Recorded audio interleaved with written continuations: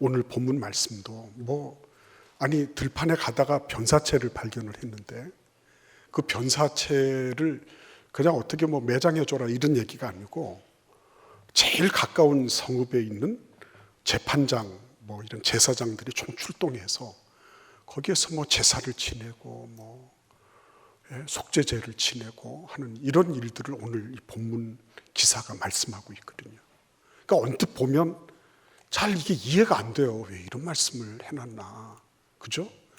여러분들은 다 이해가 되시는 표정을 짓고 있지만 저는 이해가 안 돼요, 솔직히 얘기해서. 그래서 자꾸만 묵상하게 되는 이유가 거기 있잖아요. 묵상을 왜 합니까? 한번 척 보고 알 것 같으면 왜 묵상을 하겠어요? 이 가운데 무슨 뜻이 있나? 하나님이 왜 이런 말씀을 적어 놓으셨나? 지금으로부터 3,000년, 4,000년 멀리 떨어져 있는 이 공간과 시간의 이런 그 격차를 막론하고 왜 우리가 이 말씀을 들여다보고 이 말씀을 통해서 우리의 영적 상상력을 펼치고 그리고 우리가 받을 수 있는 모든 것들을 다 받아서 그래서 나에게 필요한 말씀으로 이 말씀을 받아야 되나 하는 그런 의문을 가지지 않을 수가 없는 거죠. 그러니까 여러분, 이거는 틀림없이 그 성읍에서 일어난 일이 아니에요. 그리고 이거는 아마도 가장 가까운 성읍이라고 얘기를 할 때 보면 그 들판 어느 지점에선가, 그죠? 애매모호한 지점에서 이 사건이 발생한 걸 거예요.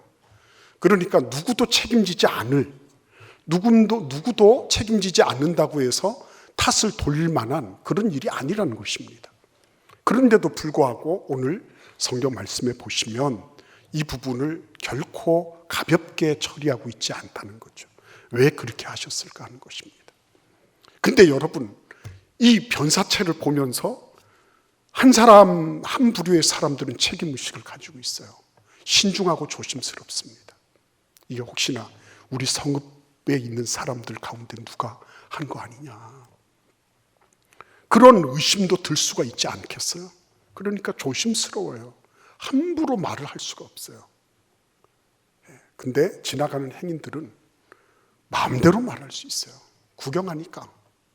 그리고 옆에서 훈수 두니까 나름으로는 괜찮아요. 근데 문제는 뭐죠? 그 후에 그런 사람에게는 어느 누구도 옆에서 함께 할 수 없어요. 책임지지 않는 사람들하고 누가 같이 합니까? 재밌을 때, 좋을 때만 함께해요. 나에게 이익이 될 때만 함께해요. 그러나 대부분의 경우에 책임지는 사람이 있을 때는요, 그 옆에 그런 사람들이 모이도록 되어 있는 거예요. 그러니까 여러분, 가만히 보면 사람들이 누구한테 와서 상담을 요청을 하죠? 마음대로 막 얘기하고 아무렇게나 사는 그런 사람들에게 상담 요청합니까? 아니에요. 이렇게 보니까 진중한 사람들. 그러니까 똑같은 변사체를 보면서도 나타나는 반응, 그리고 그 이후에 영향을 미치는 것은 다 다른 거예요. 우리 인생도 그렇지 않겠습니까? 그렇죠? 인생도 그런 거예요. 근데 하나님께서 왜 이런 말씀을 우리에게 주시고 있느냐? 아직 의문은 풀리지 않았습니다. 하나님은 늘 그렇게 하셨어요. 똑같은 사람들이라 할지라도 누구에겐가는 책임을 많이 부과하시더라고요. 요셉 같은 경우를 생각해 보시겠습니까? 요셉은 12형제들 가운데서 정말 말도 안 되게 노예로 끌려가서 애굽에서 노예 생활하고 죄수로 전락을 했다가 국무총리가 됐던 그런 인물이에요. 근데 야곱 그 아버지가 요셉을 축복할 때 이렇게 축복을 합니다. 너는 샘물가에 심은 가지처럼 담장을 넘는 그런 사람이다. 이렇게 말씀해요. 담장을 넘는 사람. 그러면 다른 형제들은 뭐예요? 그 집안 울타리 안에서 지지고 볶고 그리고 서로 다투고 이러면서 그 안에서 자기 몫을 챙기려고 했던 그런 사람들이죠. 그러니까 요셉이 가지고 있었던 비전, 하나님이 요셉에게 주셨던, 거셨던 기대, 그것과 다른 11형제에게 걸었던 기대는 천양지 차이가 있어요. 그들도 다 복을 받았습니다. 그러나 요셉은 어떻게 한다고요? 넘어갔죠. 담장을 넘어갔죠. 그 안에 웅크리고 있지 않았어요. 그 안에서 그래, 우리만 잘 되면 돼. 우리만 잘 되면 돼. 나만 편하면 돼 하는 그런 의식에 대해서 하나님은 철대를 가하시는 거예요. 요셉을 봐. 요셉은 자기 담장 안에 있지 않았어. 샘물가에 심은 나무가 가지를 뻗어서 담장 밖으로 나가는 것처럼 너희들도 나가야 돼. 이 얘기가 뭐죠? 단지 무조건 바깥으로 나가는 겁니까? 아니에요. 인식의 한계를 벗어나라는 거예요. 내가 가지고 있는 그런 인식의 한계, 내가 이해하고 있는 것, 내가 가지고 있는 지금까지의 나의 습속들, 이런 모든 부분들에 대해서 내가 가지고 있는 이해의 그 제한을, 이거를 벗어날 수 있도록 해야 된다. 그래야지 확장성이 있는 거죠. 그러니까 여러분, 이 사람들이 119에 누가 전화했을 거예요. 그래가지고 제사장도 재판장도 암송아지 한 마리 끌고 막 불이 나게 그 변사체가 있는 사건 현장으로 다름질 쳤을 거 아닙니까? 그죠? 하나님은 그걸 원하시는 거예요. 하나님은 그냥 너희들이 내가 너희에게 주는 복 받고 너희들 안에 웅크리고 앉아 있으라 이렇게 말씀하신 게 아니고, 그것이 비록 너희들 성읍 안에서 일어난 일이 아니라 할지라도, 바깥에 어떤 들판에서 일어났다 할지라도 너희들의 성문을 열고 나가서 그곳으로 다름질 쳐라 이렇게 말씀하시는 거예요. 제가 우리 연합회 활동을 하면서 어느 날 이렇게 시장 위시한 여러분들하고 함께 면담을 하는 그런 자리가 있었어요. 근데 어떤 목사님이 이렇게 제안을 하시는 거예요. 여기 길가에 가다 보면 무슨 대화 이래가지고 이렇게 해서 막 적어놓은 이런 깃발들이 있어요. 여러분들도 막 이렇게 궁금하다고 그거 전화하시면 안 됩니다. 그거 제가 지금 말씀드리는 거는 아주 음란한 전화라는 거예요. 음란한 전화. 그래서 그 목사님 제안하시기를 저거 좀 다 떼버리게 해주세요. 근데 안 떼지더라고. 안 떼죠. 그게 아마 뭐가 있는 모양이에요. 광고나 이런 거에 대한 그런 게 있는 모양이더라고요. 근데 저는 처음에는 그거를 약간 이상하게 생각했어요. 아니, 지금 다뤄야 될 사안도 많은데 왜 이런 거를 얘기를 하실까? 이렇게 처음에 이상하게 생각했어요. 근데 세월이 지나면서 거룩한 도시, 성시화 이런 것들을 이렇게 하면서 그 목사님이 진짜 영명하신 분이었구나. 그냥 지나치거든요. 대화 이래 놓으니까 무슨 진짜 대화하는 것처럼, 무슨 고독한 사람들, 이렇게 외로운 사람들 전화해가지고서 이렇게 하는 걸로 이렇게 생각할 수 있는데, 그게 그런 게 아니라는 거. 근데 그런 부분까지 신경 쓰는 걸 보니까 그 목사님은 정말 이 대전이 깨끗해지기를 바라시는구나. 음란과 정욕과 그런 추악한 것들로 넘쳐나는 이 도시가 깨끗하게 되도록 그런 거에 대한 관심까지 가지고 계셨구나. 이런 게 느껴지는 거예요. 여러분, 그러려고 하면 어떤 일이 발생하는 거예요, 여러분? 예? 한번 생각해 보십시오. 무슨 일이 있어요. 있는데 지나가는 행인이 여기 불이 났는데 이 불난 부분을 보면서 지나가는 행인이 물론 물 갖다가 버려라 이렇게 하고 갖다가 끼얹어라 119 해라 이렇게는 할 수 있겠죠. 그러나 직접 들어가서 이거 다 치우고 이거 소지하고 하는 건 누가 하는 거예요? 주인이 하는 거예요. 그렇잖아요. 그렇죠? 주인이 하는 겁니다. 주인 의식이 없으면 그렇게 할 수가 없어요. 앞으로도 우리가 보겠지만요. 그러니까 또 마찬가지예요. 신앙적으로나 가정적으로나 모든 영역에서요. 자기가 가지고 있는, 나는 여기까지 일하는 거야. 나는 내가 그 업무 명세에 보면 나는 여기까지 하도록 돼 있어. 내가 왜 그 다음 거를 해야 돼? 이렇게 되면 그 사람은 고용인, 비고용인. 근데 거기에 대해서 무한 책임을 지고 있는 사람은 누구예요? 주인이 그렇게 하는 거예요. 사업주는 무한 책임지는 거예요. 그러니까 지금 무슨 말씀하시고 있는 거예요? 비록 그 변사체가 자기 성읍 안에서, 자기 집 안에서 일어난 일이 아니에요. 그 사건이. 그럼에도 불구하고 너는 이 땅 전체에 대한 뭐라고요? 주인의식을 가져야 된다. 이렇게 말씀하시는 거예요. 이 땅이 잘 되고 거룩한 땅이 되고 이 땅이 하나님께서 기뻐하시는 그런 땅이 되도록 하는 일에 너는 뭐가 있어야 된다? 주인의식을 가지고 있어야 된다는 거예요. 우리 같이 창세기 1장 28절을 읽어보겠습니다. 창세기 1장 28절입니다. 하나님이 이렇게 말씀하세요. 같이 읽겠습니다. 하나님이 그들에게 복을 주시며 하나님이 그들에게 이르시되 생육하고 번성하여 땅에 충만하라. 땅을 정복하라. 바다의 물고기와 하늘의 새와 땅에 움직이는 모든 생물을 다스리라 하시니라. 여러분, 생육하고 번성하여 땅에 충만해라, 정복해라, 다스리라, 이 말씀은요 누구에게 하신 거예요? 아담과 하와에게. 뭘 명령하신 거죠? 주인을 대리하는 대리인으로, 청지기로서 너는 이 땅에 대한 책임적인 존재다, 이렇게 말씀하시는 거예요. 너는 이 땅에 대한 책임적인 존재다.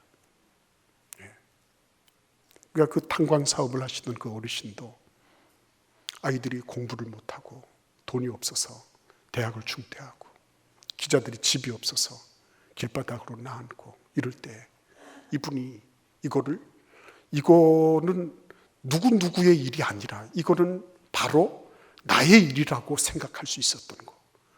위대한 주인의식을 가지고 있는 사람의 모습인 거예요.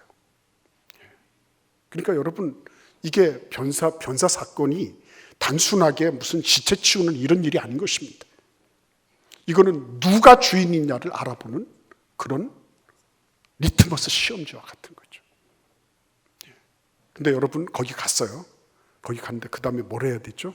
암송아지를 잡아야 돼요. 그래서 속죄제를 드려야 돼요.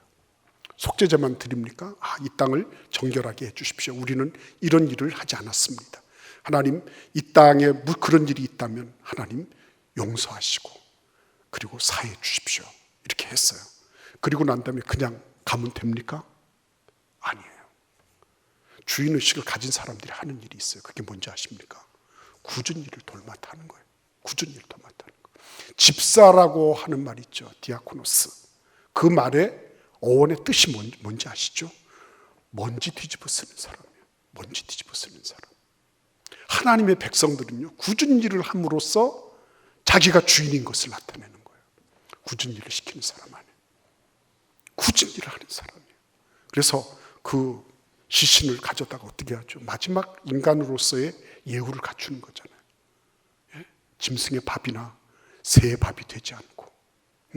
그래서 그런 마지막 예우를 갖추어서 매장해주고. 누가 그런 거를 합니까? 그 땅에 대해서 책임의식을 가지고 있는 사람이 하는 거지. 그렇죠? 책임의식을. 그러니까 굳은 일을 도맡아 하는 사람이에요. 그 사람이 주인의식을 가진 사람. 굳은 일 도맡아 하는 사람. 제일 끝까지 남아서 굳은 일을 할 수 있는 사람. 그 사람 주인이더라고요. 그리고 보니까 저는 예수님이 너무 마음에 걸렸습니다. 예수님 무슨 죄가 있죠? 예수님이 뭘 잘못하셨어요? 근데 예수님이 그냥 내가 너희를 죄를 용서해 줄게 하고 끝나신 겁니까? 아니잖아요.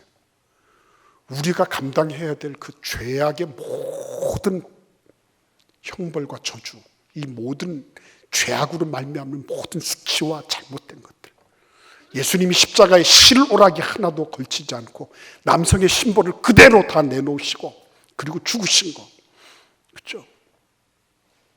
내가 받아야 될 모든 수치와 부끄러움들, 이것까지 하나도 남김없이 다 받으셨거든요. 인간으로서는 차마 말할 수 없는 가장 부끄럽고 수치스러운 일, 가장 굳은 일, 그거를 예수님이 다 담당하신 거예요. 예수님이. 그러니까 그분을 보니까 내 주인이 맞아. 그분이 진짜 내 주인이 맞아요. 나를 위해서 이런 소론, 좋은 말 해주는 분들은 많이 있죠. 공자, 맹자, 무슨 소리 해보세요. 거기 틀린 말이 있나. 근데 진짜 나를 위해서 죽으신 분을 보니까 그 굳은 일, 나를 위해서 가장 힘들고 어려운 일, 어느 누구도 할 수 없는 대체 불가능한 일을 해주신 분이 예수님이시더라는 거예요. 예수님 그분이 나를 대신해서 그 일을 하셨더라고요. 너무너무 감사하잖아요. 너무 감사해요. 그러니까 그 사람이 주인의식이 있는 사람이냐 이런 걸 보려고 하면요, 자기가 엑스트라로 뭔가를 하고 있는 사람 보면 알 수 있는 거예요. 엑스트라로. 그게 뭐 무슨 열정페이다 뭐다 이런 소리를 하고 싶지 않아요.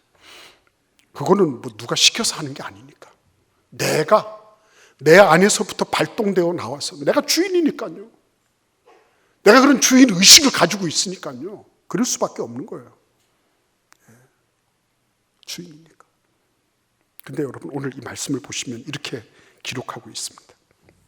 8절을 보실까요?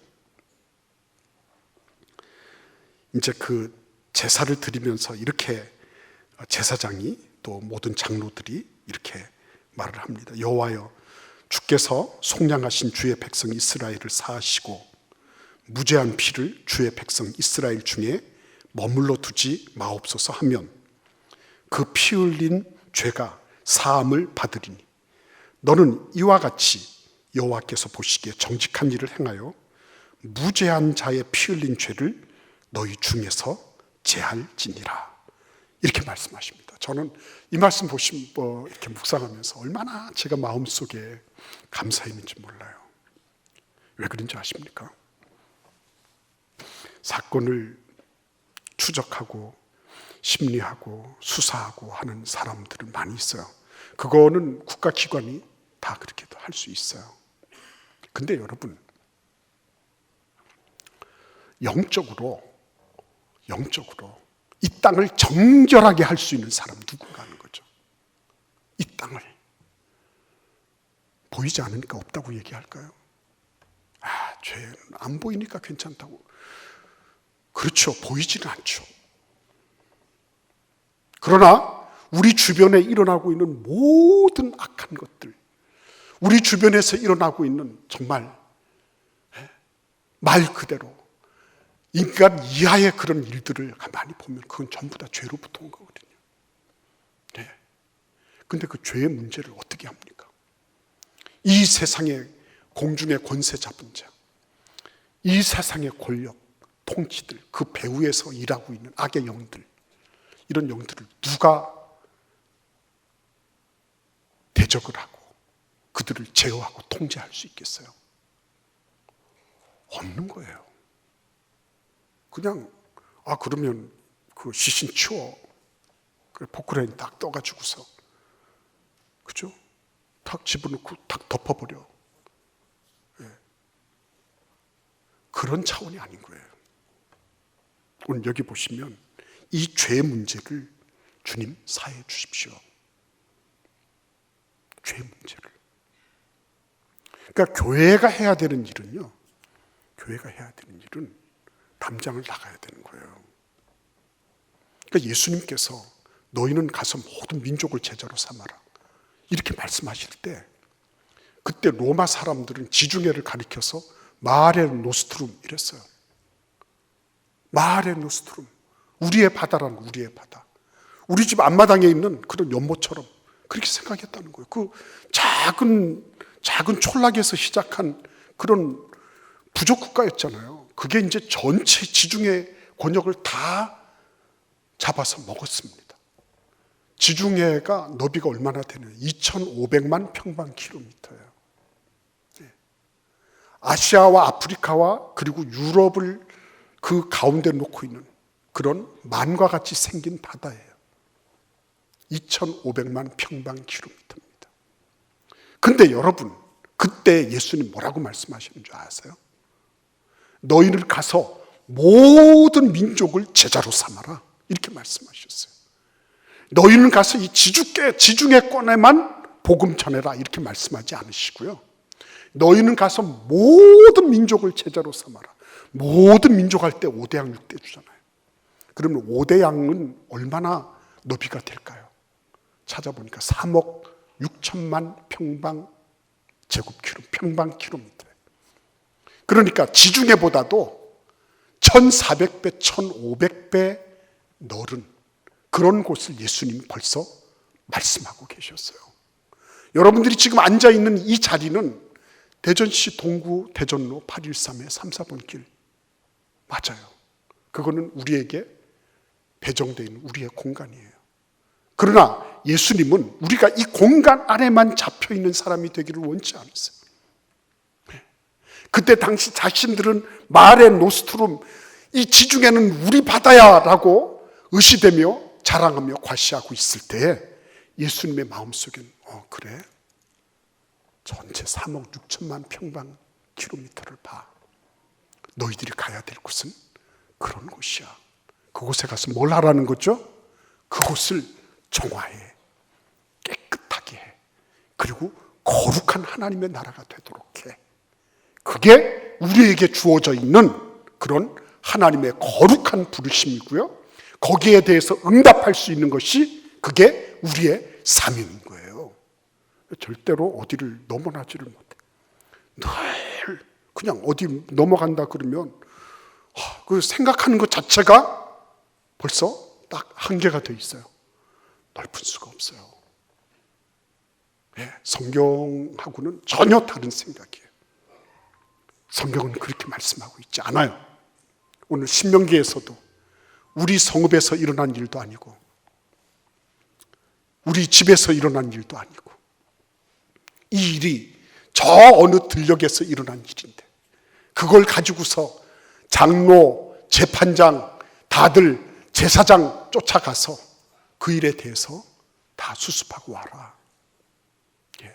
경계가 없는 것입니다. 여러분, 오늘 우리가 기도해야 되지 않겠습니까? 우리 아이들도 마찬가지예요. 일본에 가면 코이라고 하는 잉어가 있대요. 그 잉어가 작은 수족관에 넣어두면 5cm 그 정도 자란답니다. 8cm 이렇게 자란대. 조금 더 큰 수족관으로 옮기잖아요. 그러면 제법 크대요. 20cm까지 큰대요. 그런데 큰 강물에 갖다 넣어놓잖아요. 그러면 이게 90cm에서 120cm까지 자란대. 1m가 넘는 큰 인과가 된다는 거예요. 그죠? 생각하는 그 여력만큼, 생각의 본주만큼 그렇게 크는 거예요. 하나님은 우리를 작은 어항에 아니면 작은 수족관에 넣고 키우기를 원치 않으세요. 우리를 3억 6천만 평방키로를 유영하는 큰 대양에 넣고 우리를 키우기를 원하시는 거예요. 우리는 비록 우리가 딛고 있는 이 공간을 사용하고 있지만 우리의 마음과 생각과 인식의 지평은 어때요? 전 세계 역사를 놓고 기도하고 하나님 앞에 우리의 사랑하는 아들, 딸들 그 이후 앞으로 자손 만대를 놓고 기도할 줄 알고요. 하나님께서 나에게 주신 이런 부분에서 하나님은 내가 이 담장 안에 웅크리고 있는 것이 아니라 이거를 뛰어넘어가서 내 한계를 딛고 나아가서 그래서 하나님이 원하시는 그런 거대한 그런 꿈과 비전을 가지고 나아가도록 하나님 우리를 그렇게 이끌고 계신 것입니다. 오늘 여러분 하나님 앞에 우리 기도합시다.